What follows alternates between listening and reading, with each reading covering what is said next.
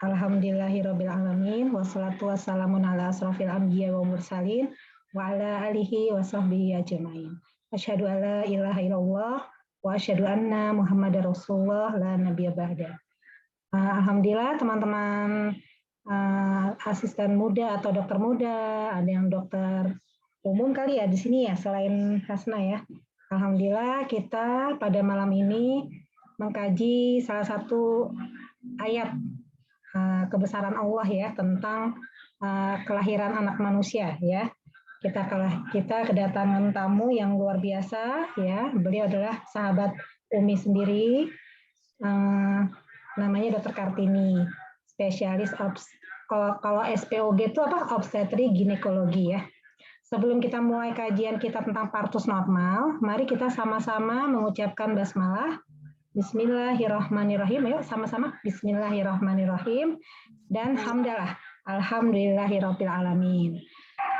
Baik teman-teman.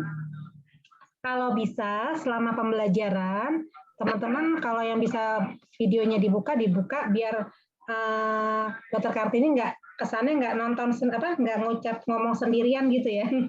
Dan biar lebih semangat gitu ya dalam mengajarkan gitu, mentransfer ilmu ya. Jadi kalau bisa kuotanya bisa untuk video, ayo videonya dibuka gitu. Selama pembelajaran, minta tolong di-mute-kan dulu suaranya, kita dengarkan baik-baik, fokus ya, jangan distraksi ke sana kemari, fokus.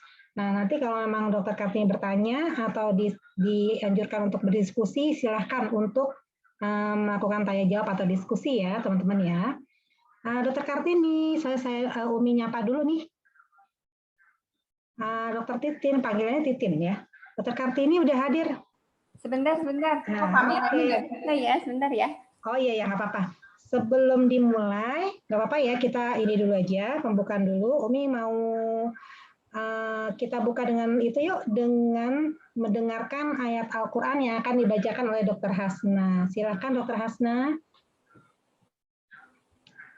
Ya, kita kalau bisa artinya juga enak ya, biar kita ngerti. Oke, kira-kira ada request nggak dari teman-teman atau dari Umi ayat apa yang mau dibahas? Apa aja? Kita baca Al-Mu'min aja ya, itu boleh. ayatnya bagus. Boleh. Itu di surat Al-Hajj itu ada tentang penciptaan manusia. Sebentar ya.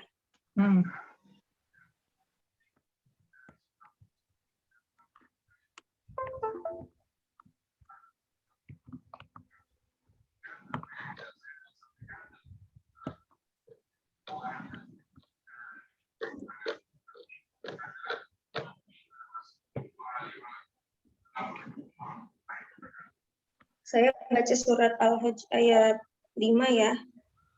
Boleh. Oke. A'udzu billahi minasyaitonir rajim. Bismillahirrahmanirrahim. Ya ayyuhan nasu in kuntum fi raybin minal ba'thi fa inna khalaqnakum min turabin thumma min nutfatin ثم من نطفة ثم من علقة ثم من مضغة مخلقة وغير مخلقة لنبين لكم ونقر في الأرحام ما نشاء إلى أجل مسمى ثم نخرجكم طفلا ثم لتبلغوا أشدكم ومنكم من يتوفى ومنكم من يرد إلى أرذل العمر لكي لا يعلم من بعد علم شيئا وترى الأرض هامدة فإذا أنزلنا عليها الماء اهتزت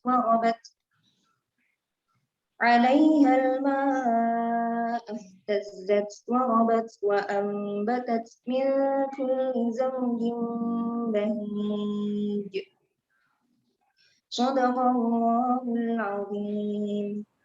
Artinya, surat Al-Hajj ayat 5. Wahai manusia, jika kamu meragukan hari kebangkitan, maka sesungguhnya kami telah menjadikan kamu dari tanah, kemudian dari setetes mani, kemudian dari segumpal darah, kemudian dari segumpal daging yang sempurna kejadiannya dan yang tidak sempurna. Agar kami jelaskan kepada kamu, dan kami tetapkan dalam rahim menurut kehendak kami sampai waktu yang ditentukan. Sampai waktu yang sudah ditentukan. Kemudian kami keluarkan kamu sebagai bayi, kemudian dengan berangsur-angsur kamu sampai kepada usia dewasa. Dan di antara kamu ada yang diwafatkan, dan ada pula di antara kamu yang dikembalikan sampai usia sangat tua atau pikun, sehingga dia tidak mengetahui lagi sesuatu yang telah diketahuinya. Dan kamu lihat bumi ini kering, kemudian apabila kami turunkan air hujan di atasnya, hiduplah bumi itu dan menjadi subur dan menumbuhkan berbagai jenis pasangan tumbuhan yang indah. Maha benar Allah dengan segala firman-Nya. Wassalamualaikum warahmatullahi wabarakatuh. Waalaikumsalam warahmatullahi wabarakatuh. Terima kasih Dr. Hasna yang telah membacakan ayat Al-Quran. Semoga Dr. Hasna dan kita yang mendengarkannya mendapat rahmat dari Allah ya. Amin ya rabbal alamin. Baik teman-teman sekalian, tiba waktunya kita untuk menyimak ya, untuk mendengarkan apa-apa yang dijabarkan oleh Dr. Kartini. Umi kenalkan sedikit ya, beliau Dr. Kartini ini tinggalnya di Pondok Gede ya, daerah Jatiwaringin ke sana gitu, Pondok Gede ya. Kemudian beliau sudah mempunyai anak 3 orang. Yang pertama sudah seumuran Nada deh ya, seumuran karena temannya Fatia juga ya, di kuliah di psikologi UI.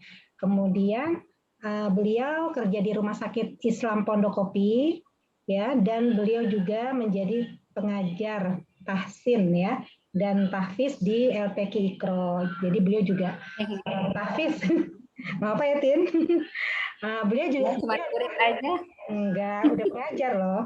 Beliau juga teman seangkatan saya, jadi dari SMA 8 bareng-bareng, sama-sama di biologi, kemudian S1-nya di FKUI, dan beliau melanjutkan di FKUI obstetri ginekologi. Baik, mungkin nanti Dr. Kartini bisa menambahkan sendiri ya, apalagi perkenalannya. Mungkin dari saya cukup dulu, tapi kalau mau nambah boleh. Gitu aja ya, silahkan mulai aja ya. Sudah dijadikan co-host? Ya. Nah, kita mulai ya. Bismillahirrahmanirrahim. Assalamualaikum warahmatullahi wabarakatuh. Waalaikumsalam warahmatullahi wabarakatuh. Ya. Alhamdulillahirabbil alamin wassalatu wassalamu ala sayyidina Muhammadin wa ala alihi wa sahbihi wasallim. Alhamdulillah atas berkat rahmat Allah juga saya dipertemukan pada malam hari ini dengan adik-adik semua ya. Dalam keadaan sehat ya, mudah-mudahan kita semua selalu dalam keadaan sehat ya, dan kita Allah lindungi selalu ya dari wabah pandemi ini ya. Salat dan salam kita panjatkan, kita curahkan kepada Rasulullah Shallallahu Alaihi Wasallam, keluarga, sahabat dan para pengikutnya hingga akhir zaman. Alhamdulillah adik-adik, salam kenal. Saya Kartini, tadi sudah dikenalkan sama Umi Nuli. Ya kita sahabat dari kapan dulu SMA ya, SMA juga udah bareng ya. Ya jadi memang sudah bersahabat sejak dulu sampai sekarang alhamdulillah. Mudah-mudahan terus sampai ke surganya ya, insya Allah ya. Jadi pada kesempatan kali ini saya diberi amanah sama Umi Nuli untuk memberikan materi mengenai partus spontan apa partus normal ya. Partus spontan, partus normal ya. Ya nanti kita bahas apa bedanya ya. Coba saya share screen ya.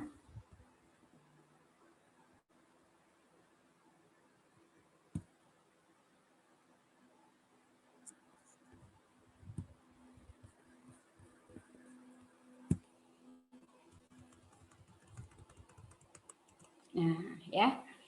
Udah kelihatan? Ya, kelihatan. Sudah, ya. Jadi kita mau membahas mengenai partus spontan. Kok saya kepikirannya partus spontan ya, tapi judulnya partus normal ya. Nanti kita bahas ya Yang lebih bedanya ya. tepat ya spontan ya. Spontan ya, partus spontan, partus normal. Ini saya gambarkan sengaja seorang sosok wanita agar kita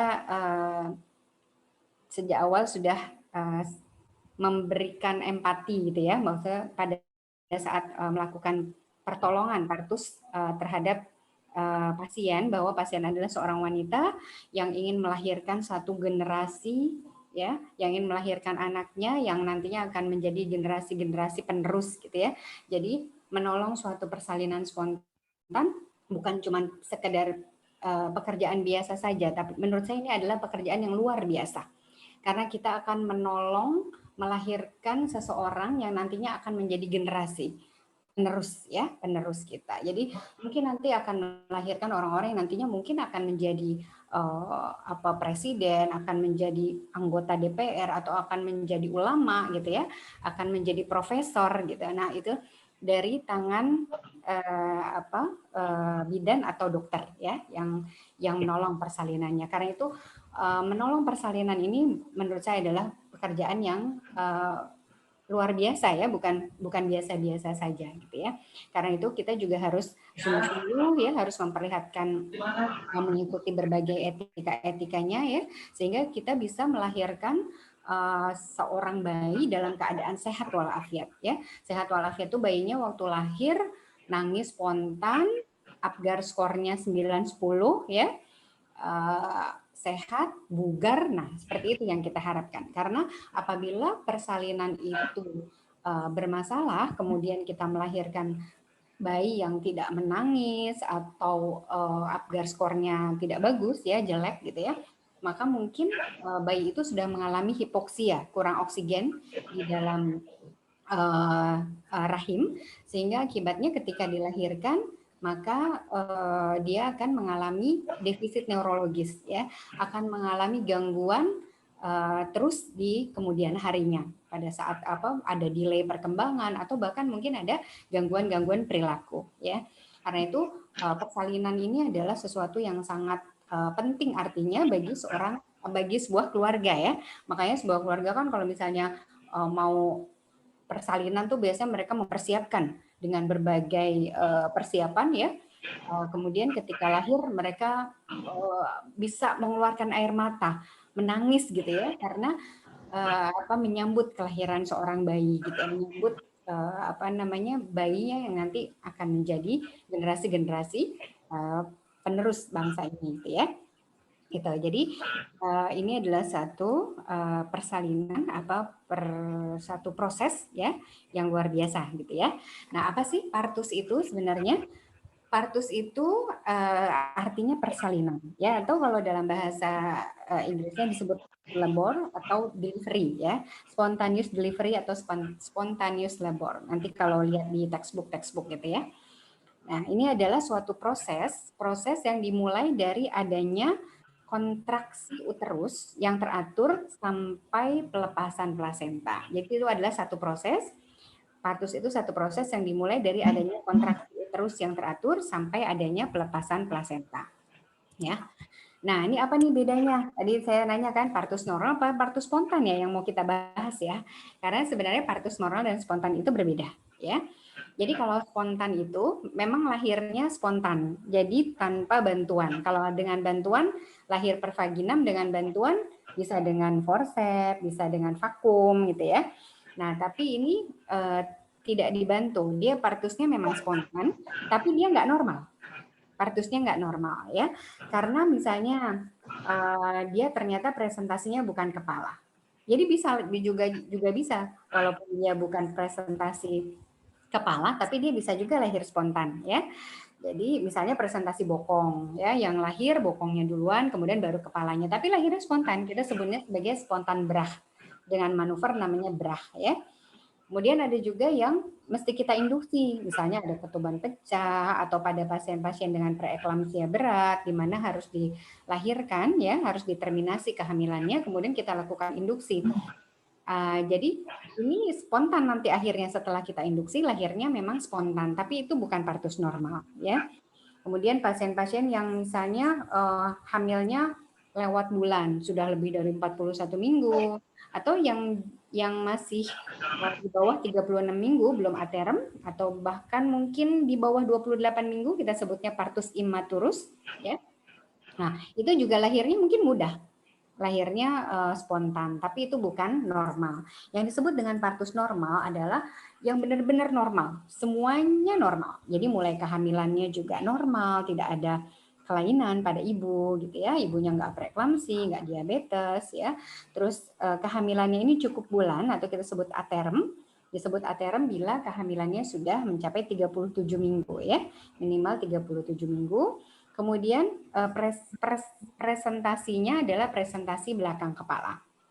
Ya, presentasi belakang kepala dan dia bisa lahir tanpa bantuan, hanya mengharapkan tenaga mengedan ibu dan tidak ada komplikasi setelahnya. Ya, ini yang disebut dengan normal. Jadi kalau normal itu semuanya normal, nggak diapa-apain, pokoknya udah cukup bulan, terus mulesnya timbul sendiri, nggak perlu diinduksi, kepalanya udah di bawah, persalinannya berjalan lancar ya, sesuai dengan kartografnya, kemudian tanpa bantuan pasiennya bisa lahir dengan tenaga mengedan ibu. Maka ini disebut sebagai partus normal. Jadi beda ya, partus normal sama spontan ya. Kalau spontan bisa jadi nggak normal, tapi kalau normal pasti spontan. Ngerti ya? Nggak bingung kan ya adik-adik ya? Jadi ini ya, partus normal dengan partus spontan. Nanti mungkin bisa dibahas pada saat diskusi ya. Nah, kita mulai dari proses persalinan ya. Proses persalinan itu apa sih? Jadi pasien itu udah masuk proses persalinan atau belum ya? Jadi kalau pasien-pasien sudah cukup bulan, biasanya kita akan menjelaskan, ibu sudah tahu belum tanda-tanda suatu proses persalinan sudah mulai terjadi ya? Tanda-tanda persalinan itu apa? Biasanya dilakukan edukasi, kita kasih penyuluhan.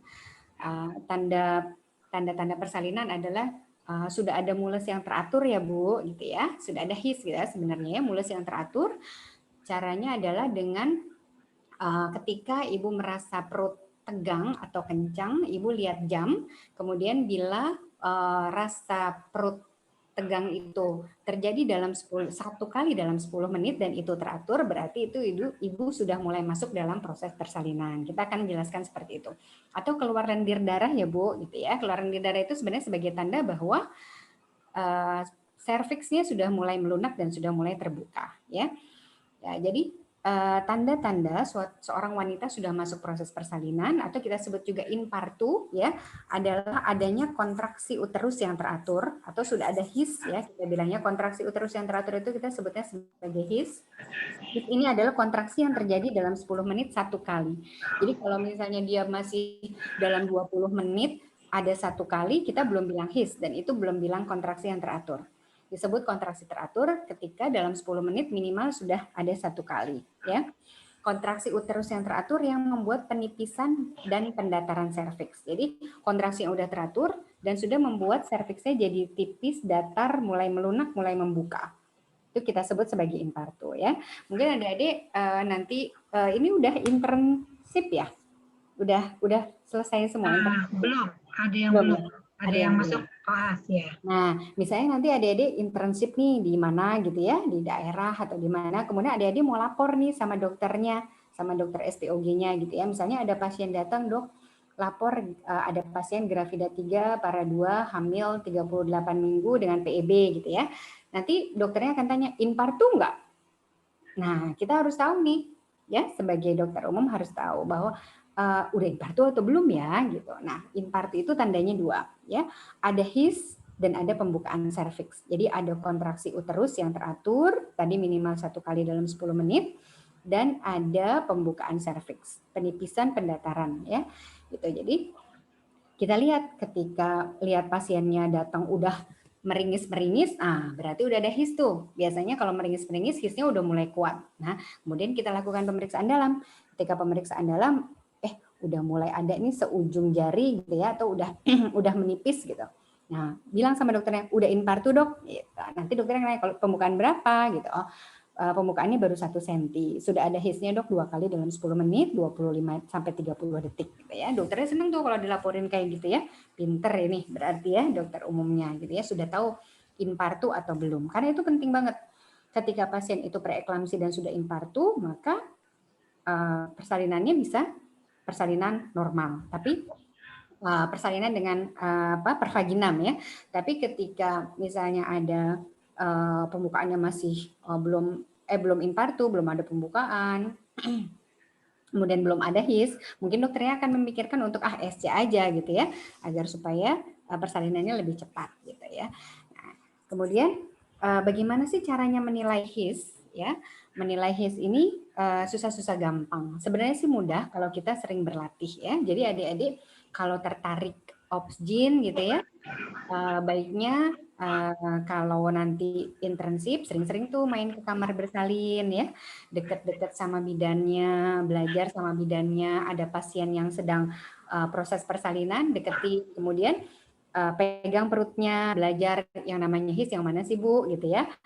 Ini nih biasanya kalau lagi HIS pasien itu akan meringis ya. Ketika pasien mulai meringis, oh ini mulai HIS, pegang perutnya keras ya, kita bisa raba sampai di pusar, kira-kira di daerah pusarnya itu juga ikut tegang, nah itu berarti sudah HIS.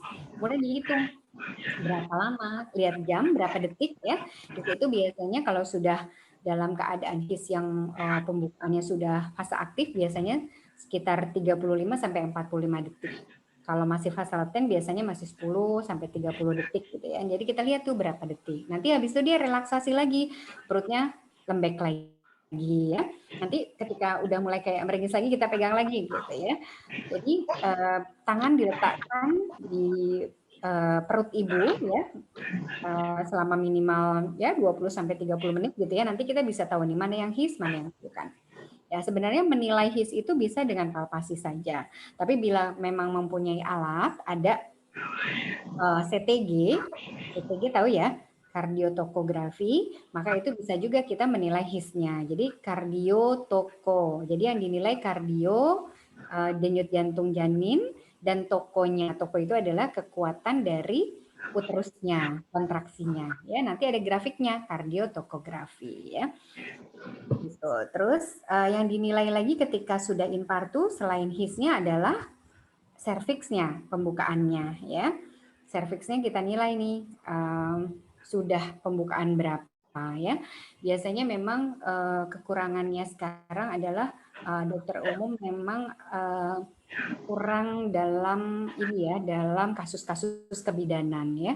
Mungkin memang karena pada saat sekolah ya, pada saat pendidikan mungkin jarang mendapatkan pasien-pasien yang infartu atau kurang mendapatkan kesempatan untuk melakukan pertolongan persalinan, sehingga biasanya dokter-dokter umum itu suka masih kurang pede untuk menolong kasus-kasus kebidanan ya. Padahal sebenarnya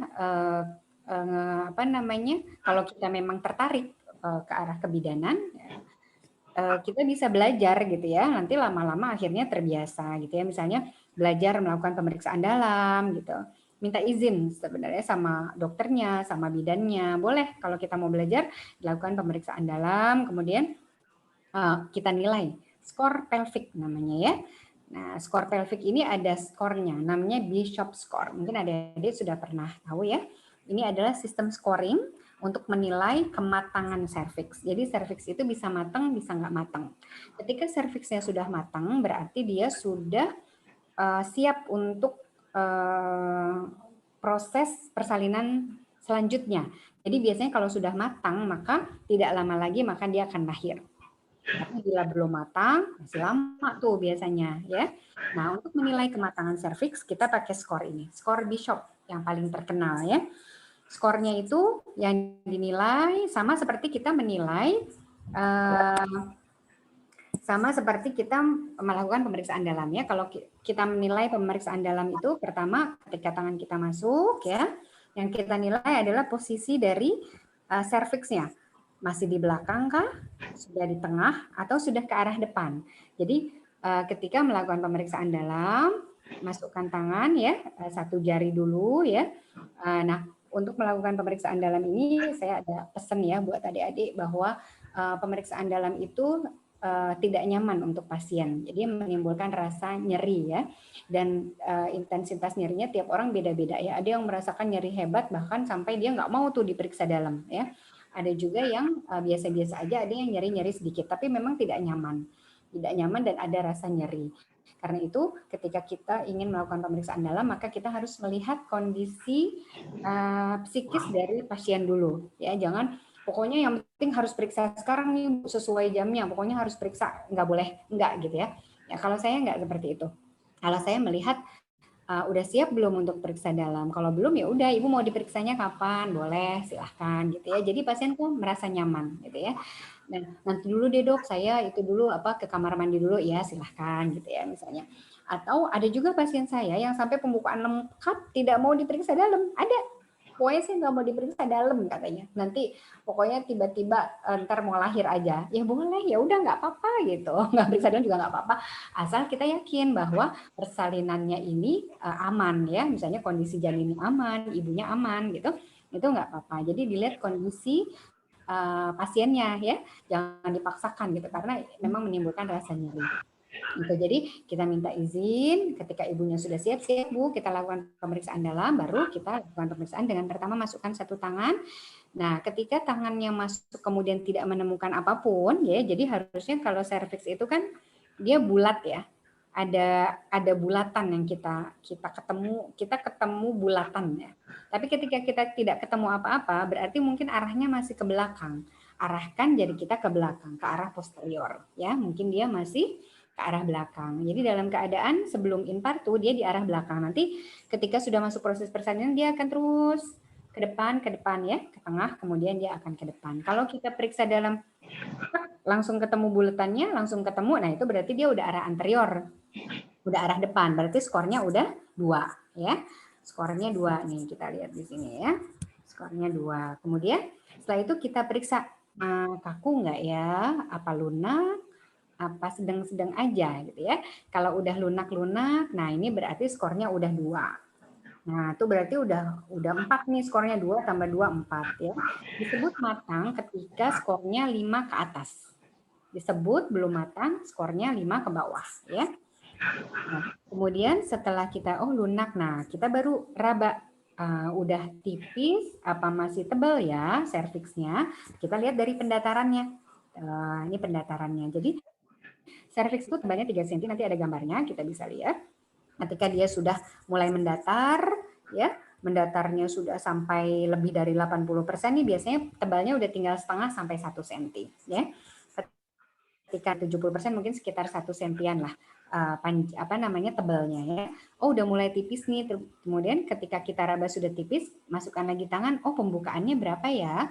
Kalau satu jari kita masuk berarti kira-kira 1 cm, 2 jari masuk kira-kira 2 cm, tapi nggak sampai 3 jari kita sih masuk ya. Nah, kalau udah 3 cm, 2 cm longgar, ini udah 3 cm nih gitu ya. Jadi memang agak subjektif sih sebenarnya, makanya kalau kita periksa bisa jadi dokternya bilang baru 3 cm, tapi bidannya bilang 5 cm, bisa-bisa aja karena memang itu agak subjektif ya, karena kita nggak pakai penggarisan kan, nggak bisa kan ukurnya pakai penggarisan ya, gitu ya. Jadi nanti kita skor nih, kita jumlahin skornya ya. Kalau skornya sudah bagus, sudah matang, nah udah sudah matang dok ya, pembukaannya udah 3 cm, nah itu berarti tunggu aja sebentar juga dia akan partus ya. Gitu. Ini berguna untuk pasien-pasien yang akan kita percepat persalinannya. Jadi kita mau lakukan induksi, contohnya misalnya pada ketuban pecah. Ketuban pecah, dari pasien ketuban pecah sampai lahir itu yang aman adalah dalam 24 jam. Lebih dari 24 jam maka akan meningkatkan resiko infeksi pada ibu dan janin. Karena itu kita harus berpikir nih, kira-kira dalam 24 jam lahir nggak ya gitu ya. Misalnya pasien datang, dok keluar air gitu ya, kemudian ketika periksa, iya ketubannya pecah nih, ngalir ya, ketubannya ngalir. Kemudian kita nilai, pelvic score-nya masih jauh banget nih, belum matang gitu ya. Padahal ketuban pecahnya dari kapan? Dia sebut jam berapa gitu, ketuban pecahnya udah 12 jam ya, udah 12 jam, padahal belum matang. Ini sih 12 jam ke depan nggak bakalan lahir. Nah, daripada meningkatkan risiko infeksi, maka biasanya dokter akan mengambil keputusan untuk melakukan seksio gitu ya, untuk meminimalisir komplikasi resiko pada ibu dan janin, resiko infeksi. Tapi kalau ketika diperiksa udah mateng, udah lunak, udah arah depan, udah tipis, pembukaannya udah lebar gitu ya, Nah, ini lahirin normal aja, dalam 6 jam juga bakal lahir. Nah, jadi itulah gunanya menilai kematangan serviks. Nanti kita bisa tahu nih, kira-kira bakal cepet apa enggak persalinannya dengan kita menilai kematangan serviks itu, gitu ya. Jadi kalau kita menilai periksa dalam, yang kita nilai ini ya, gitu ya. Kemudian tahapan-tahapan dalam persalinan, ada partus itu ada kala 1 sampai kala 4 ya. Kala 1 itu adalah fase di mana kontraksi uterus tadi. Kontraksi uterus yang teratur, ada fase laten, ada fase aktif, nanti kita bahas. Kemudian kala 2 fase lahirnya bayi, kala 3 fase lahirnya plasenta, dan fase kala 4 adalah pemantauan postpartum ya. Kita nilai kontraksinya, perdarahannya ya, dan tanda-tanda vitalnya. Nah, ini gini. Jadi kalau fase laten, jadi kalau kita mendiagnosa pasien ya, misalnya gravida 1 hamil 40 minggu partus skala 1 laten ya. Partus skala 1 laten. Itu berarti pembukaannya mungkin 1, 2 atau 3. Karena fase laten itu dimulai dari kontraksi yang teratur tadi, mulai ada histo yang 10 menit sekali itu sampai pembukaannya 3 cm. Itu kita sebut sebagai fase laten. Biasanya hisnya itu baru 1 kali, bisa 2 kali, dan dalam 10 menit ya, dan baru sebentar-sebentar, 20 detik, 30 detik. Biasanya pasien juga masih tenang nih kalau dalam seperti ini.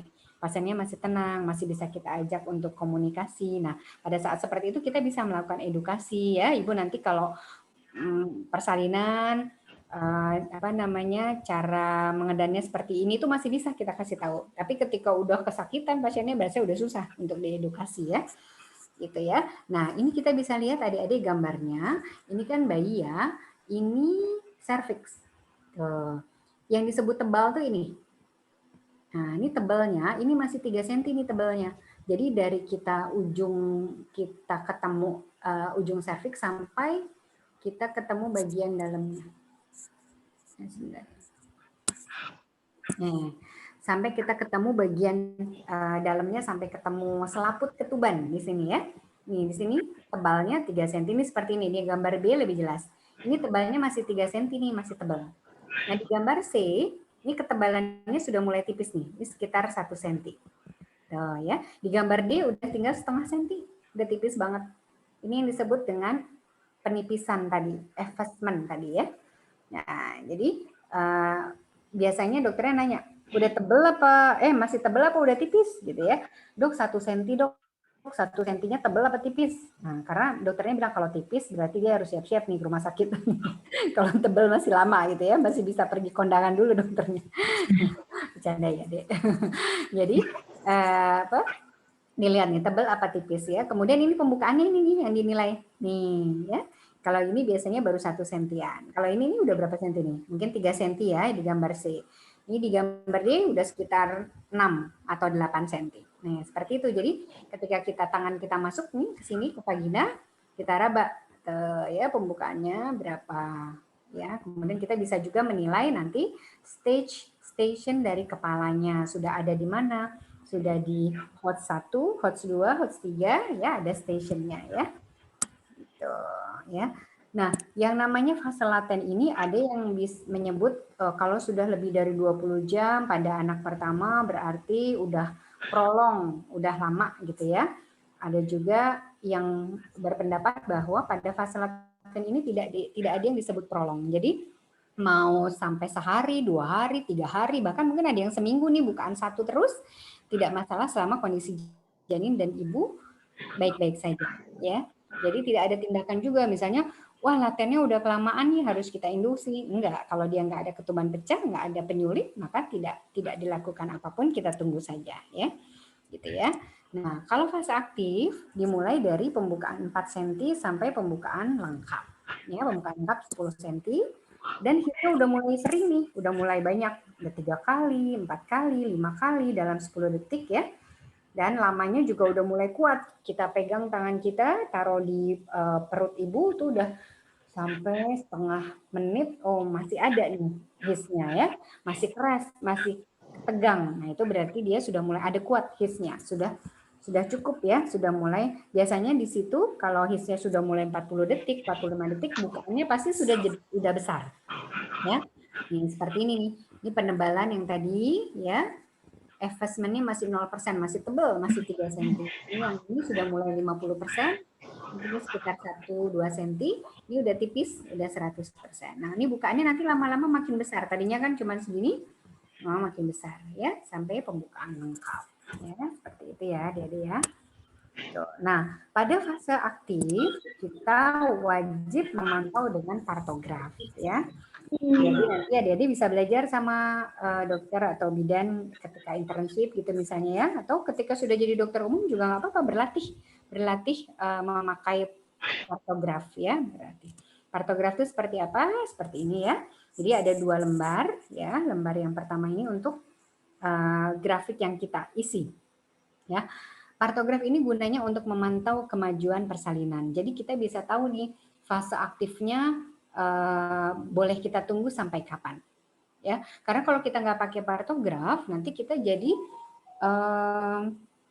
apa ya bilangnya lalai ya, atau pemantauannya jadi kurang baik gitu. Jadi bukaannya 5 dari pagi sampai sore masih 5 juga, sampai malam masih 5 kita diemin aja, dan itu bisa menimbulkan komplikasi nanti pada ibu ya. Nah, karena itu jadi di partograf ini gunanya adalah nanti kita tahu nih kapan kita harus bertindak. Misalnya bukaannya 5 cm ya. Ketika fase aktif dalam 1 jam harus bertambah 1 cm. Ya, pada multipara pada grafida 3, grafida 4 malah lebih cepat lagi. Bahkan dalam 1 jam bisa naik 2 cm, bisa naik 3 cm, malah bisa pada pasien misalnya anak keempat, pembukaannya baru 4 cm, tiba-tiba 1 jam kemudian lengkap. Nah, ada juga yang seperti itu, cepat ya biasanya. Tapi biasanya kalau anak pertama ya, itu dalam 1 cm, dalam 1 jam 1 cm naiknya. Jadi kalau kita ketemu pasien pembukaannya 5 cm, ya partografnya taruh di sini, 4 jam kemudian harus 9 cm. Ya, 4 jam kemudian harus 9 cm. Nah, 9 cm kira-kira di sini. Belum mencapai garis waspada tuh. Ya, tapi kalau misalnya 5 jam pembukaan 5 cm, 4 jam kemudian masih 5 cm. 1, 2, 3, 4. Nih, kita udah sampai garis bertindak. Ya, berarti kita harus evaluasi lagi ketika kita sudah sampai garis bertindak. Kenapa ya bukaannya kok nggak nambah? Apakah HIS-nya yang kurang? Ya, berarti ada inersia uteri, kita sebutnya ya, HIS-nya yang kurang, atau mungkin ada bayinya besar sehingga janinnya tidak bisa engage ya, tidak bisa turun kepala janinnya. Harus kita evaluasi kenapa, apa sebabnya, kenapa dia tidak bisa bertambah ya. Gitu. Kemudian ketika sudah melewati garis bertindak, boleh nih misalnya kita ketemu nih, oh ternyata HIS-nya kurang ya, ibunya nggak makan-makan gitu misalnya ya. HIS-nya kurang, HIS-nya lemah, kemudian kita tambah nih, kita infus, kita kasih oksitosin, kita tambah HIS-nya ya. Tambah akhirnya HIS-nya bagus. Nah, ketika HIS-nya bagus, kok nggak nambah juga ya bukaannya gitu ya. Nah, udah lewat nih, atau nambah tapi cuma sedikit gitu ya, 6 cm. Udah lewat dari garis bertindak gitu. Nah, ketika sudah lewat garis bertindak, kita harus bertindak. Berarti persalinan sudah tidak bisa lagi secara spontan, ya, secara normal. Berarti kita harus lakukan SC ya di sini. Gitu. Jadi ini kita kapan batasan bertindak. Kenapa sih kok nggak tunggu aja sampai lahir gitu ya? Karena bila misalnya mulusnya udah bagus nih, mulusnya bagus gitu ya, tapi bayinya sebenarnya besar, ada CPD, cephalopelvic disproportion, jadi nggak bisa lahir nih sebenarnya.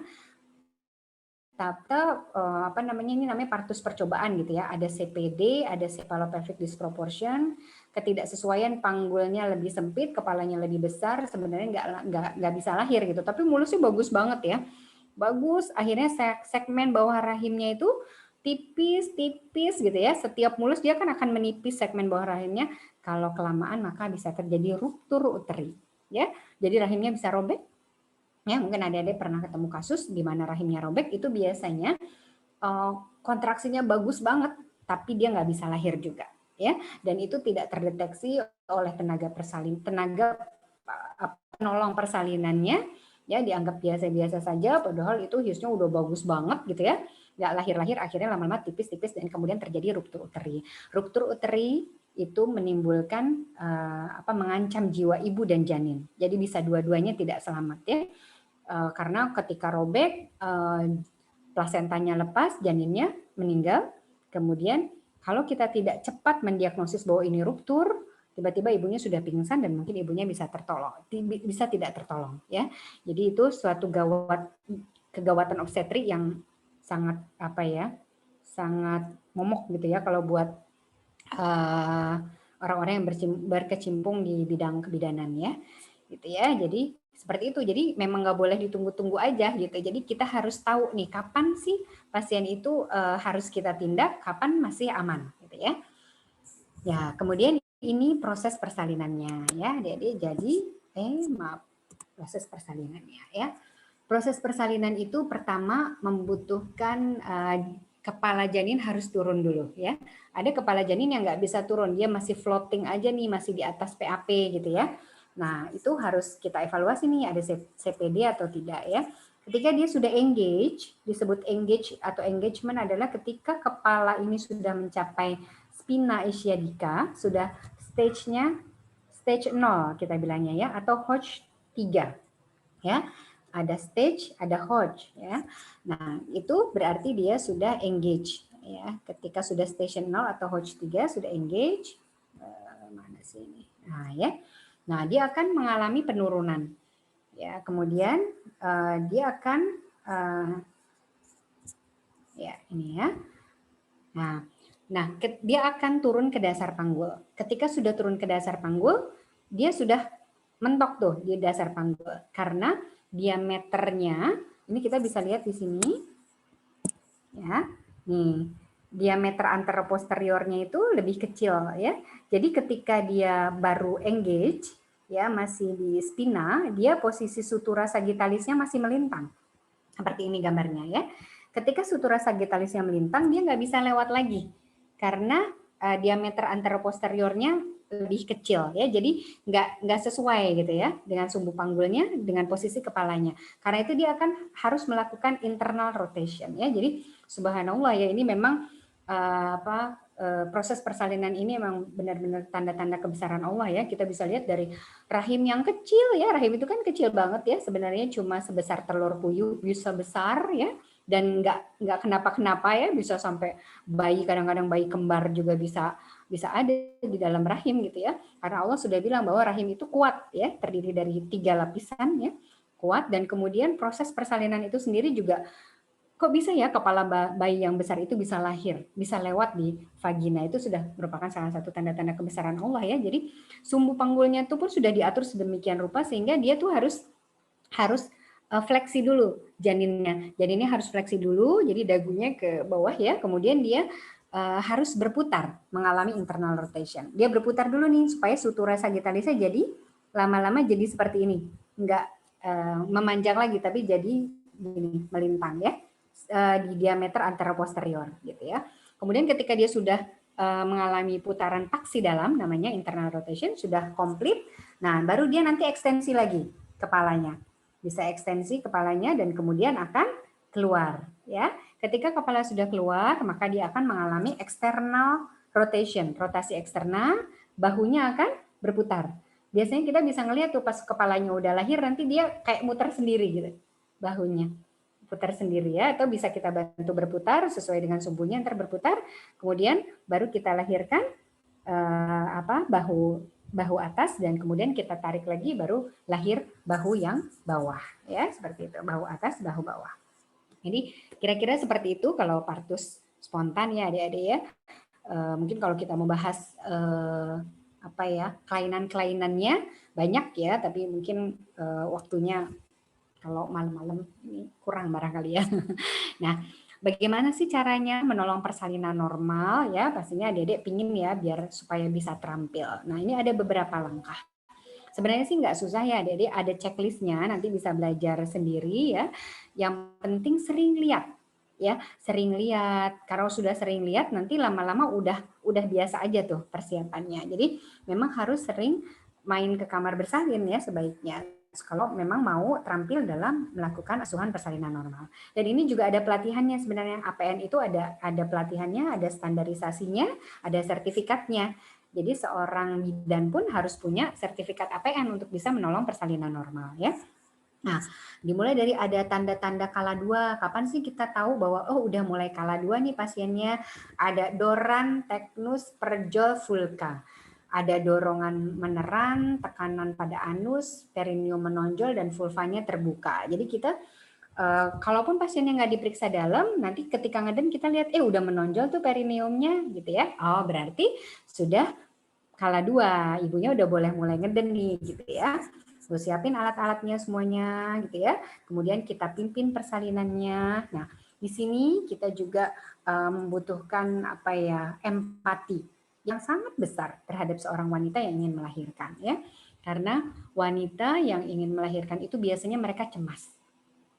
Karena rasa sakit juga, rasa khawatir juga ya, ketakutan, kadang-kala sudah dengar dari temennya, dari baca-baca dari internet dan sebagainya. Jadi menghadapi persalinan itu ada orang yang cemas sekali gitu ya. Jadi kita lihat tuh psikologisnya wanita pasien kita itu ya, ini cemas banget nggak ya gitu ya orangnya. Jadi kita harus membimbing mereka gitu ya supaya mereka tenang ya, tidak panik ya, mengikuti instruksi kita sehingga persalinannya akan berjalan dengan baik.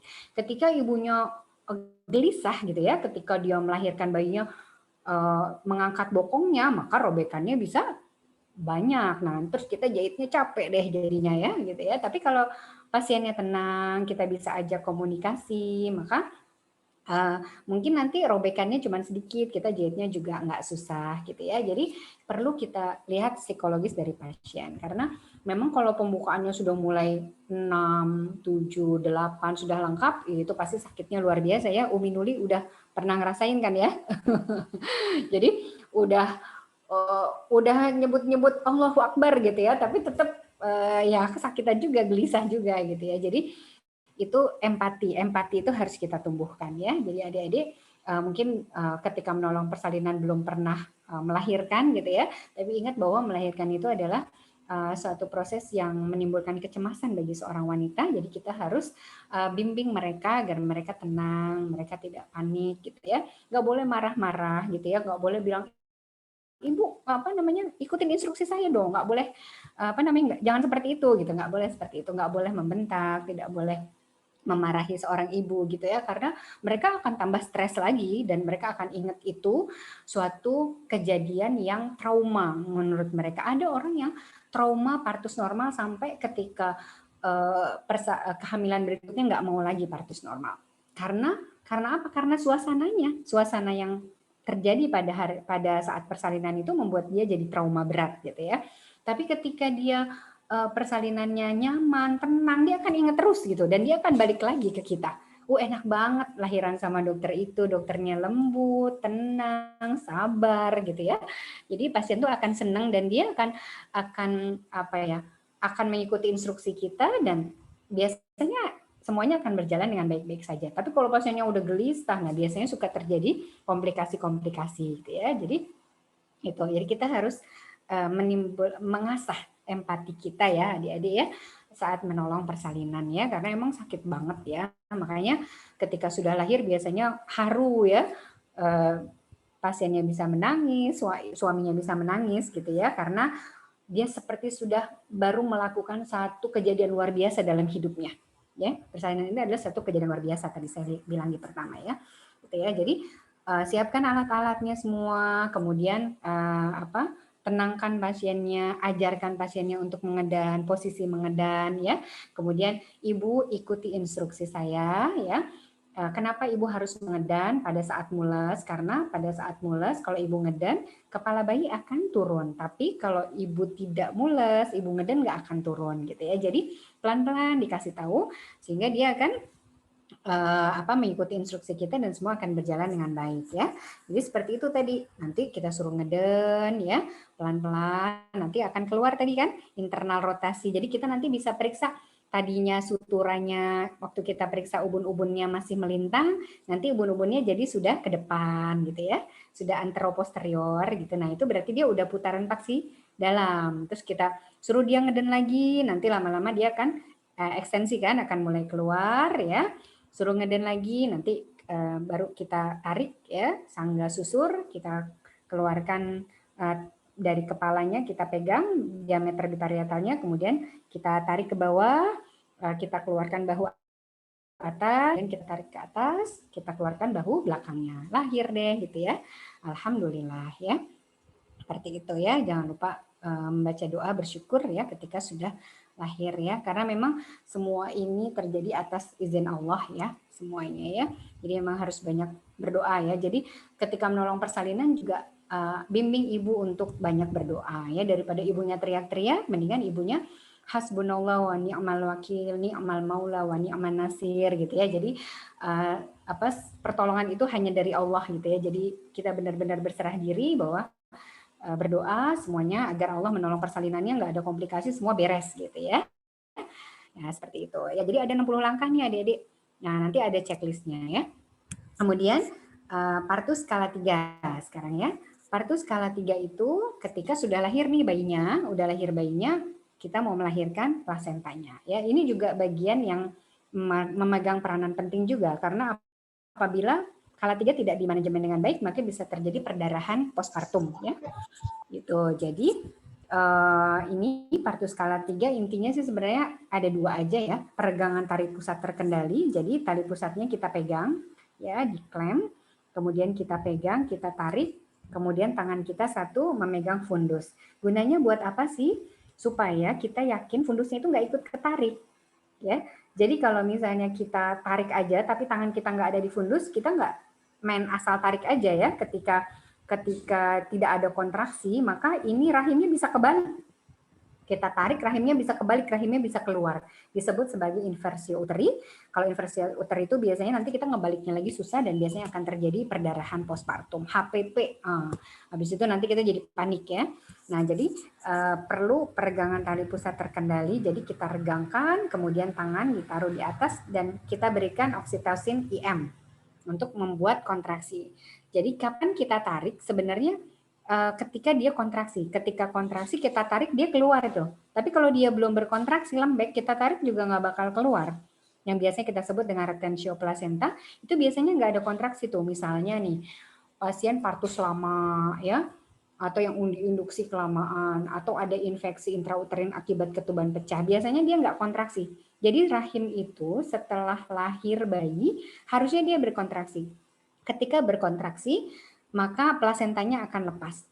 Ya, plasentanya akan lepas, kemudian kita lakukan PTT lahir deh gitu ya. Tapi kalau dia nggak berkontraksi, plasentanya nggak bakal lepas. Nah, yaitu kita harus lebih hati-hati. Tangannya harus di fundus ini, harus di atas. Kita yakinkan kalau kita tarik kemudian ininya hilang, ya, perabaan fundus uterinya hilang. Nah, berarti dia ikut ketarik, jangan dilanjutkan. Kalau nggak nanti terjadi inversio. Makanya gunanya tangan kita didorong ke arah dorsokranial, dan kemudian tali pusatnya kita dorong, kita tarik gitu ya.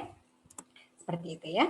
Nah, ini checklistnya adik-adik, nanti bisa ini sih, udah ada sih cara-caranya ya, ini dari bidan biasanya mereka punya, udah ada checklistnya sampai kemudian mengeluarkan plasenta, dikasih oksitosin, kemudian sampai ini menilai perdarahan ya, pasca persalinan apa yang dinilai kontraksinya dan sebagainya ya, gitu ya, gitu ya. Jadi kehamilan ini merupakan anugerah dari Allah ya. Jadi kita nggak tahu ya apa yang ada di dalam rahim. Hanya Allah yang tahu apa yang ada di dalam rahim ya.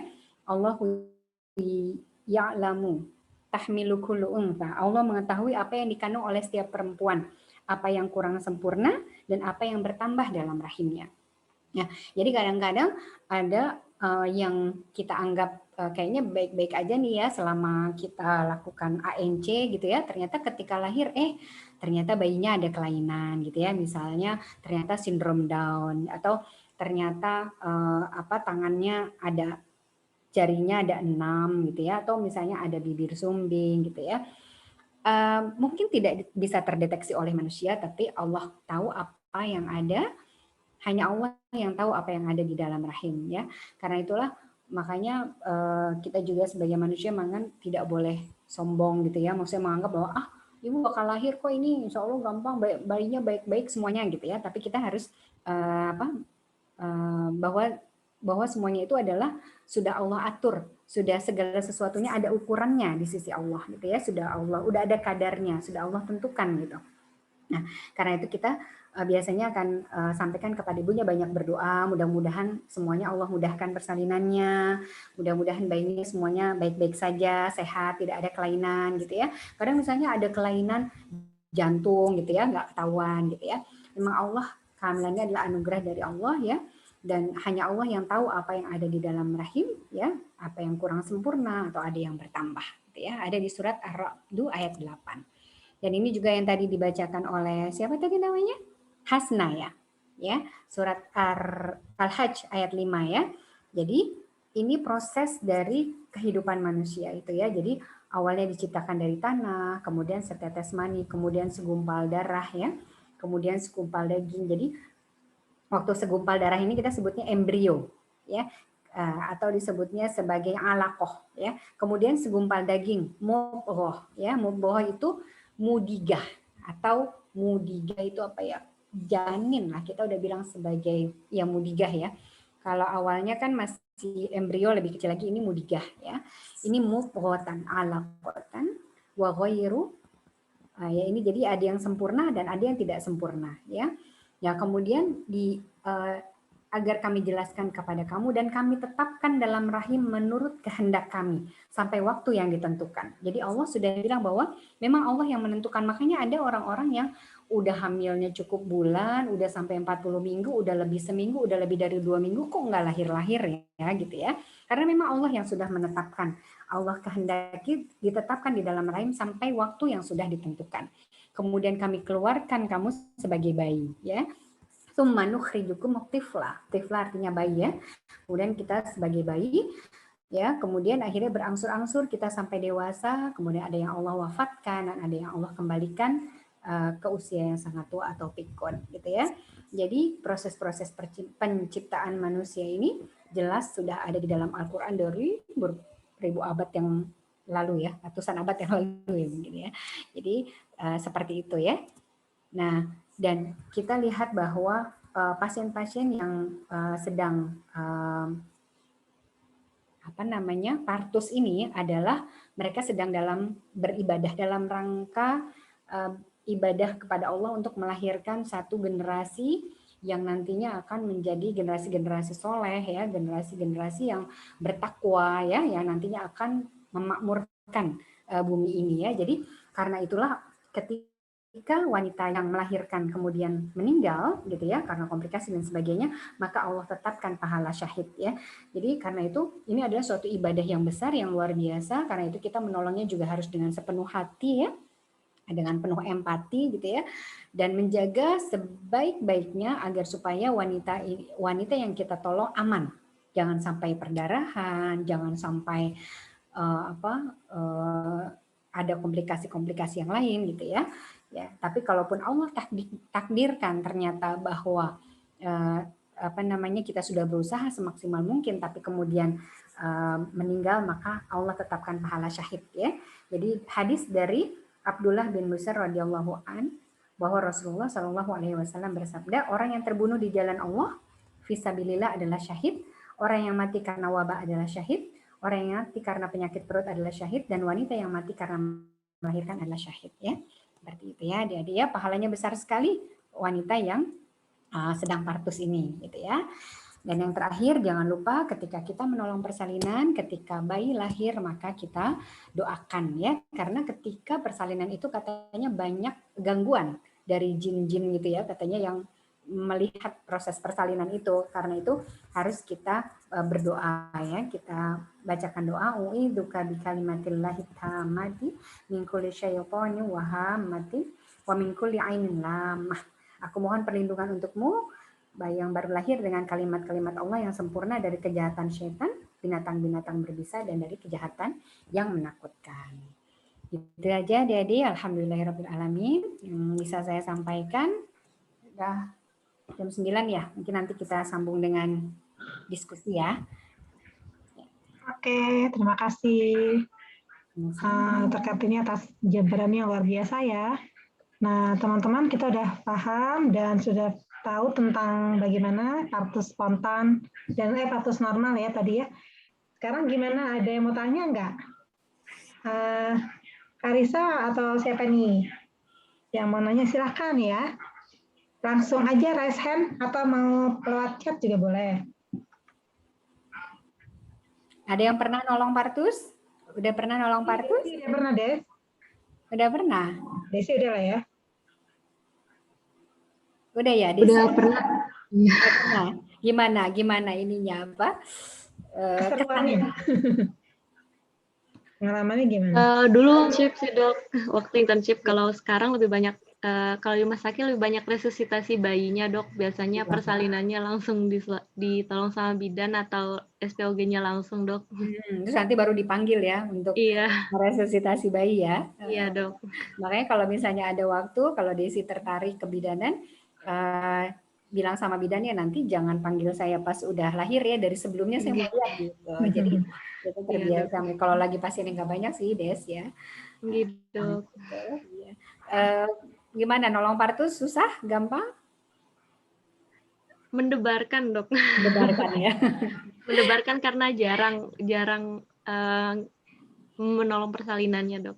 Iya betul. Nah itu ya, jadi beda ya zaman sekarang ya Dokter Kartini ya. Dulu kita di persahabatan banyak ya. Banyak loh kalau dulu. Kalau dulu pasien itu banyak, apalagi di Tangerang, di persahabatan. Iya, di pinggir sehari bisa 10 gitu ya. Jadi sekarang udah terbiasa. Sekarang jarang. Kadang rebutan sama residen belajarnya. Residen juga kurang pasiennya. Makanya ke sini dokter umum memang agak kurang kasus-kasus kebidanan ya, Desi ya. Jadi agak kurang gitu karena memang kasusnya jadi jarang gitu. Ya, makanya jadi nggak pede ya. Jadi kurang pede. Iya. Tapi saya dulu waktu saya sedikit cerita ya. Dulu saya ketika jadi lulus dokter umum, saya pernah bekerja di rumah sakit ibu dan anak. Ya, itu banyak sekali keahlian yang bisa kita dapatkan gitu. Banyak pengalamannya gitu ya. Dan memang benar sih itu mendebarkan gitu ya, apalagi kalau waktu jaga malam tuh kita sendirian. Jaga malam sendirian, mau VK, mau ruangan, mau kamar bayi itu kita sendirian gitu ya semuanya. Jadi kalau ada yang bikin saya deg-degan nih dulu biasanya kalau dapat pasien ternyata sungsang. Ya karena sungsang kan bukan kompetensi dokter umum kan, kompetensi dokter spesialis kan. Padahal dokter spesialisnya nggak standby. Nah terus kita harus nolong sungsang nih, aduh deg-degan banget dulu kalau datang, kalau lagi jaga dapat sungsang gitu ya. Nah gitu, jadi memang tapi kalau misalnya kita sudah sering ya, ketika saya di rumah sakit ibu dan anak saya pernah dapat partus sungsang yang udah sungsang, bekas operasi, bayinya besar, tiba-tiba datang, kakinya udah lahir. Kakinya udah keluar nih. Ya Allah, mau diapain lagi gitu ya. Saya putar ke kanan nggak bisa, putar ke kiri nggak keluar juga. Saya berusaha panggil dokter spesialis yang nggak datang gitu ya. Saya berusaha keluarin kepalanya nggak bisa juga. Ya udah deh. Udah panik, udah. Akhirnya dibawa ke kamar bersalin. Agak lama kemudian dokter spesialisnya datang. Pas dokter spesialisnya datang, oh udah meninggal nih kata dia gitu ya. Terus dilahirin susah juga, dokter spesialisnya nggak bisa juga. Akhirnya sampai menurut dia udah meninggal, dia tarik gitu ya, baru lahirlah kepalanya. Lama prosesnya. Ketika sudah lahir kepalanya saya pegang, dok ada denyutnya gitu ya. Waktu itu saya dokter umum. Akhirnya diresusitasi sama dokter anaknya, akhirnya pasiennya hidup. Tapi adik-adik tahu apa yang terjadi dengan partus lama yang seperti itu yang sudah lama, namanya head entrapment ya. Jadi kepalanya nyangkut gitu. Ketika lahir bayinya akhirnya jadi cerebral palsy. Karena dia hipoksia lama. Gitu ya. Jadi menolong persalinan ini bisa membuahkan pahala yang besar gitu ya, karena memang kita menolong dan kita membantu melahirkan satu generasi yang sehat gitu ya. Tapi kalau ada sesuatu tuh rasanya memang merasa kecewa, merasa sedih gitu ya, kok nggak bisa gitu nolong gitu ya. Jadi waktu itu saya merasa ya Allah saya kok nggak bisa nolong ya, tapi memang saya nggak punya kompetensi karena saya masih dokter umum gitu. Tapi dari situ saya akhirnya senang untuk belajar yang partus per vaginam yang penyulit gitu ya, misalnya kayak bayi kembar yang kedua. Yang kedua kan kadang-kadang susah tuh kita bikin kepala memanjang ya, kadang-kadang kan melintang. Terus nanti kita versi ekstraksi, kita ambil kakinya, kita tarik gitu keluar, ya itu menurut saya jadi sesuatu yang senang gitu, menyenangkan gitu. Saya belajar partus-partus yang sulit gitu ya, atau menolong bokong gitu ya. Sehingga ketika saya sudah jadi residen, saya lebih pede. Maksudnya kalau ada partus-partus yang spontan, bokong gitu ya, misalnya, saya tenang gitu ya. Kalau gemeli gitu ya, kembar, terus anak yang keduanya, ntar gimana nih yang keduanya, pada panik. Saya udah pernah, alhamdulillah, waktu di Budi Kemuliaan gitu ya, waktu di rumah sakit ibu dan anak gitu. Dan juga sampai sekarang juga saya memang juga senang untuk menolong yang partus-partus yang seperti itu ya, misalnya sungsang gitu ya. Biasanya kalau sungsang kan dokter-dokter udah deh SC aja gitu ya. Tapi kalau menurut saya bisa normal, jadi kita tolong normal aja gitu. Karena kita sudah banyak pengalamannya, akhirnya lama-lama jadi pede. Jadi memang perlu mengalami berbagai pengalaman dulu. Akhirnya bisa jadi pede. Itu mesti banyak magang ya, berarti ya, magang, latihan. Kalau emang niatnya teman-teman masuk Obsgyn, ya itu salah satu strateginya tadi. Iya. Mungkin siapa lagi nih yang mau tanya? Sobari mana? Ada mau tanya nggak? Boleh, Umi. Nah, silakan. Ya. Oke, sebelumnya Assalamualaikum warahmatullahi wabarakatuh. Waalaikumsalam. Ya, terima kasih banyak kepada Dr. Kartini atas penjelasan yang sangat jelas dan juga bermanfaat. Boleh izin bertanya, Dok, tentang partusnya. Ya.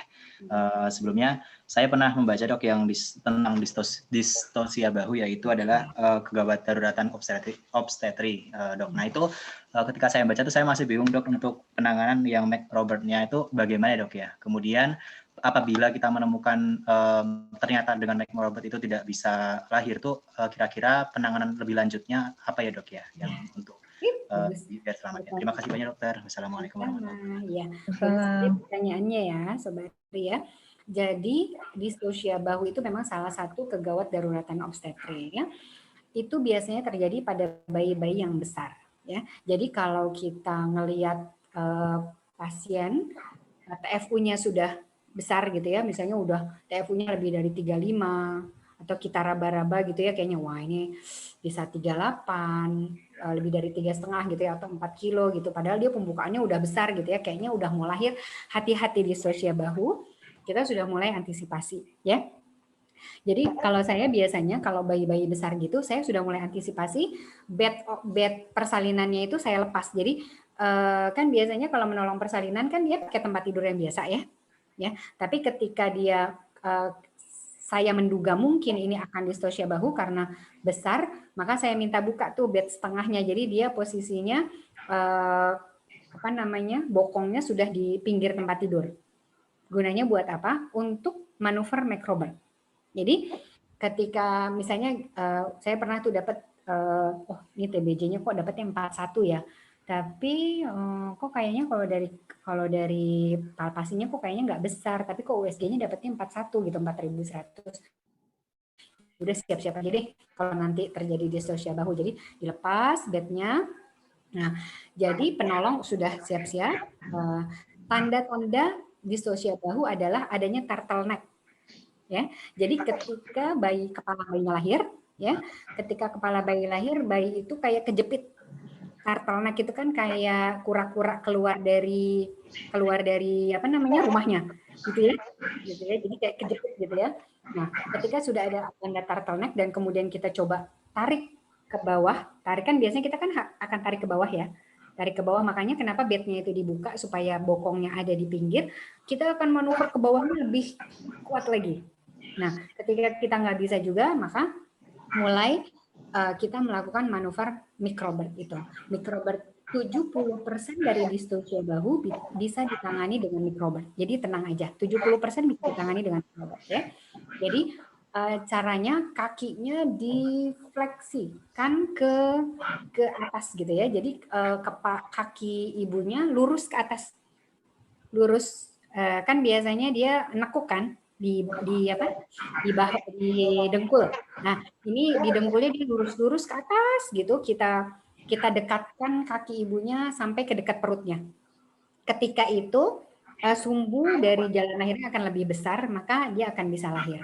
Jadi satu orang, jadi kalau kita menduga akan terjadi distosia bahu, kita sudah cari temen nih, Sobari. Jadi jangan melakukannya sendiri. Kita udah bilang, Kak, ini saya takut distosia bahu, yang di depan kesini semua ya, gitu. Jadi ketika lahir semuanya di sini ya, bantuin. Gitu. Jadi mikrobet satu pegang kaki kanan, satu pegang kaki kiri, benar-benar difleksikan maksimal gitu ya. Kemudian kita mulai tarik ininya, bahunya dengan melakukan tarikan pada kepalanya. Jadi kepala dipegang, kemudian kita tarik ke bawah. Kalau kita nggak kuat sendiri, kita bisa minta bantuan, Kak nggak kuat nih gitu ya. Jadi dibantu, ditarik ke bawah. Ketika kita tidak bisa berhasil juga melakukan mikrobirth, maka kita bisa melakukan manuver-manuver yang lain. Tapi menurut pengalaman saya, manuver yang paling mudah adalah dengan melakukan posterior arm, jadi melahirkan bahu belakang. Ya, melahirkan bahu belakang. Kenapa? Karena bagian belakang. Jadi kalau yang bagian depan itu kan yang dekat simfisis, bagian belakang yang dekat anus ya. Ya. Bagian belakang itu sebenarnya lebih luas, lebih longgar. Ya, jadi tangan kita masuk gitu ya. Kemudian tangan kita masuk, kita pegang, kita cari itunya tangannya ya. Kita cari tangannya janin, kemudian kita sapu, hati-hati ya, tangannya jangan ditariknya harus sesuai dengan sumbu tangannya. Kalau kita tariknya tidak sesuai sumbu tangannya nanti bisa fraktur. Jadi tarik seperti diusap ke depan gitu ya, diusap ke depan gitu, kemudian kita keluarkan. Kalau kita sudah bisa mengeluarkan satu tangan, maka jadi lebih luas. Karena kan sebelahnya udah keluar. Ya, nanti akan jadi lebih luas, nanti kita bisa tarik, kita bisa lahirkan lagi bahu yang satu. Kita putar lagi, yang tadi bahu depan, kan bahu belakangnya udah lahir. Kita putar lagi, sehingga bahu depannya tadi yang belum keluar ada di belakang, kita usap lagi tangannya, kita lahirin lagi. Nah, ketika dua tangannya udah keluar pasti nanti bagian dadanya. Ya, jadi kenapa nih pada distosia bahu itu pada bayi-bayi besar, biasanya dia ininya besar, bahunya besar. Ya, yang berperawakan besar biasanya bahunya besar sehingga bahunya nggak bisa lahir ya. Jadi ada juga kan yang berbagai manuvernya ada sih ya, ada yang sampai dipatahkan klavikulanya ya, klavikulanya dipatahkan agar supaya dia bisa benar-benar fleksi gitu ya, jadi bisa lahir. Tapi menurut pengalaman saya, nah ini juga termasuk ya, saya juga termasuk yang sering waktu dokter umum dan residen ya, menolong beberapa kali partus distosia bahu. Gitu. Jadi pernah waktu itu saya jaga, saya chief waktu itu, waktu residen saya jadi chief, saya dioperin pasien, TBJ-nya sekitar 42 apa 43. Saya bilang, ini nanti kita kan bisa distosia bahu gitu ya, tapi coba lapor lagi sama DPJP-nya SC aja gitu. Tapi ternyata DPJP-nya nggak mau gitu. Tetap disuruhnya lahir spontan karena kepalanya ada kelainan. Jadi kepalanya besar gitu ya. Kamu kepalanya besar nggak bisa lahir kan sebenarnya. Tapi disuruh pervaginal. Ya udah deh, saya jadi chief. Bismillah, ya udah kita lahirin aja, orang DPJP-nya nggak mau nih lahirin SC. Akhirnya ketika kepalanya pembukaan sudah lengkap, kepalanya kita fungsi, jadi cairannya keluar sehingga jadi kempes kan kepalanya kempes, lahirlah kepalanya. Habis itu distosia bahu. Terus karena saya sudah beberapa kali tapi dapat distosia bahu, bahkan saya pernah nolong distosia bahu beratnya 5,6, 5.600. Jadi waktu saya dulu residen di Ruteng gitu, saya pernah dapat kiriman dari pulau ya, dia udah 6 jam lebih gitu, kepalanya keluar, jadi bayinya udah meninggal, nggak lahir-lahir gitu ya. Terus saya coba dengan manuver itu tadi, posterior arm itu, delivery posterior arm, lahir 5,6. Alhamdulillah, jadi ini 42 insya Allah bisa lah gitu ya. Jadi waktu itu udah pada panik tuh semuanya. Saya bilang udah jangan panik, ibu jangan panik. Saya juga bilang sama pasiennya, ibu jangan panik, ibu tenang aja. Saya yang kerja, ibu tenang aja. Yang penting ibu tenang ya, jangan panik ya gitu ya. Udah, terus mulai tuh saya pegang, saya ke belakang, tangan saya mulai ke belakang tuh yang deket anus itu ya, maksudnya bagian belakang, oh dapat tangannya, saya usap, saya keluarin satu, alhamdulillah bisa. Saya putar lagi, kemudian yang bawahnya saya ambil lagi, saya usap, keluar lagi, udah keluar, lahir, alhamdulillah gitu ya. Karena kalau pasiennya juga gelisah, biasanya kita malah nggak bisa kerja gitu. Jadi ibu tenang aja, saya yang kerja. Gitu ya. Alhamdulillah sih waktu itu akhirnya ketika laporan jaga ditanyain juga gitu. Tapi saya bilang ya orang udah lapor nggak mau SC, ya udah saya sebagai chief mau gimana lagi, ya udah Bismillah. Yang Bismillah saya karena sudah beberapa kali dapat pasien besar-besar juga ya, 4.800, pernah 4.600 gitu. Biasanya di daerah-daerah tuh suka banyak yang ditolong sama dukun gitu ya, terus nggak lahir, terus akhirnya baru dikirim ke rumah sakit. Pernah 5,6. Alhamdulillah dengan manuver yang itu posterior arm itu alhamdulillah berhasil gitu. Jadi seperti itu. Jadi yang dari bawah itu jadi tapi jangan takut Sobari karena 70% dengan manuver microbird lahir sebenarnya. Lahir sebenarnya. Tapi kalau misalnya kita udah ngelihat nih kayaknya gede banget gitu ya, ya udah jangan nolong sendiri, panggil dokter SPOG-nya aja atau walaupun pembukaannya udah 8 cm udah putusin seksio aja gitu. Ya kalau misalnya kita lihat wah ini kayaknya gede banget gitu ya, bisa lebih dari 4 kilo nih, lebih dari 4,5 gitu misalnya ya. Karena memang gitu kepala lahir, bahu bisa jadi nggak lahir gitu ya. Ada juga kasus ya yang nolong konsulen juga ya di rumah sakit tuh pasiennya dokter, suaminya dokter, sudah direncanakan SC karena bayinya besar. Tapi kemudian datang pembukaannya cepat terus lengkap. Ketika lengkap lahir, bahunya nggak lahir-lahir. Ya. Ada juga manuver yang kepalanya dimasukkan lagi. Zatus ini ya namanya. Jadi ditokolitik kemudian dimasukkan lagi, baru kita lahirkan dengan SC. Tapi itu berusaha ditolong nggak lahir-lahir juga akhirnya sampai bayinya meninggal. Ya, jadi memang yang namanya distosia bahu itu sebaiknya sih kita hindari. Jadi kalau kita yakin ini besar gitu ya, ya memang lebih aman untuk seksio gitu ya. Tapi ketika kita tidak bisa hindari lagi gitu, misalnya dia datang bukannya udah besar atau udah lengkap gitu atau datang udah mau lahir, mau diapain lagi gitu ya. Nah itu jadi dengan microbird, kemudian dengan manuver of posterior arm. Insya sih bisa. Oke. Gitu sobat. Kayaknya seru ya ceritanya ya. Nanti seru nolong. Waduh, nanti kapan-kapan kalau ada teman-teman yang udah masuk ke bidanan ya, mungkin Dr. Kartini bersedia untuk membantu membimbing. Kalau misalnya ya, mudah-mudahan ya. Siapa tahu nanti langsung nih tanggal 19 April langsung ada yang dibagi ke kebidanan. Mungkin nggak tuh? Amin. Mungkin ya Bari ya, mungkin ya. Ada ya langsung ke penyakit dalam, ke kebidanan, ke bedah ya. Nah, kalau ada yang seperti itu. Enak jadi dokter obstetrik belajarnya nggak banyak. Cuman dari kalau orang-orang bilangnya dari pusat ke bawah aja.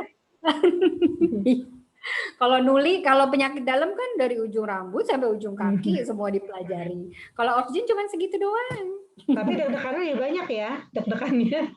Deg-degannya lebih banyak, emergensinya lebih banyak, benar. Tapi ilmunya sebenarnya nggak banyak dan ilmu kebidanan itu sebenarnya semuanya bisa dilogikakan, ada logikanya gitu. Jadi nggak perlu dihafalin tuh bisa. Kalau yang nggak suka menghafal masuk kebidanan, karena nggak perlu dihafal. Ya, semua tuh ada logikanya gitu. Kayak kenapa sih harus induksi, kenapa sih partus lama bisa bikin HPP gitu ya, itu semua ada logikanya. Jadi nggak perlu. Ya, terima kasih ya. Kayaknya udah jam berapa nih sekarang? Udah mau 9:30, nggak kerasa ya dengerin Dr. Kartini ngomong ya. Seru banget. Seru nanti ya. Kapan-kapan habis lebaran kali ya, habis lebaran kita bahas kasus penyakit kali ya, nanti yang akan sering ada di Obsgyn mungkin ya, preeklamsi itu paling banyak. Biasanya preeklamsi itu rubber dengan penyakit dalam ya. Apalagi kalau udah ada apalagi udah ada gangguan ginjal deh, biasanya kita suka melakukan terapi pengganti ginjal sementara atau ini ya untuk mengatasi uremikumnya gitu. Nah, nanti teman-teman bisa lihat deh. Ini juga HPP hemorrhagic postpartum itu juga seru tuh ceritanya. Juga seru dan pengalaman-pengalamannya biasanya banyak karena itu juga masih menjadi momok ya hemorrhagic perdarahan postpartum itu. kematian ibu terbesar masih penyebabnya perdarahan. Perdarahan postpartum ya? Ya, walaupun kita sudah meminimalisir misalnya dengan ditolong oleh tenaga terlatih gitu, dengan memastikan kondisi ibu semua baik-baik saja, tapi yang namanya HPP tetap bisa terjadi. Oke. Baik, kalau nggak ada lagi pertanyaan, kita cukupkan saja ya teman-teman ya. Terima kasih kepada Dr. Kartini yang sudah mengajak kita untuk berpikir jauh ya tentang apa itu partus normal. Semoga apa yang dijabarkan itu kita bisa paham ya. Ini mungkin baru awal aja nih ceritanya. Nanti lebih seru lagi baca ya, lebih dalam lagi dan akan masuk lagi ke dunia obskin nanti di klinik atau di rumah sakit ya. Baik semuanya, terima kasih Dr. Kartini sekali lagi. Jazakallah, terima kasih Ros. Semoga Allah membalas kebaikannya ya, dan juga para teman-teman yang hadir. Terima kasih. Nada mana Nada? Nada, Assalamualaikum, ada Hasna dan semuanya. Terima kasih ya semuanya. Kita tutup baca hamdalah. Alhamdulillahirobbilalamin. Istighfar, astagfirullahaladzim dan doa penutup majelis. Subhanakallahumma rabbana bihamdika asyhadu an la ilaha illa anta astaghfiruka wa atubu ilaik. Kita ketemu lagi tanggal 11 ya teman-teman ya. Di Tarhib Ramadan. Oke, terima kasih ya.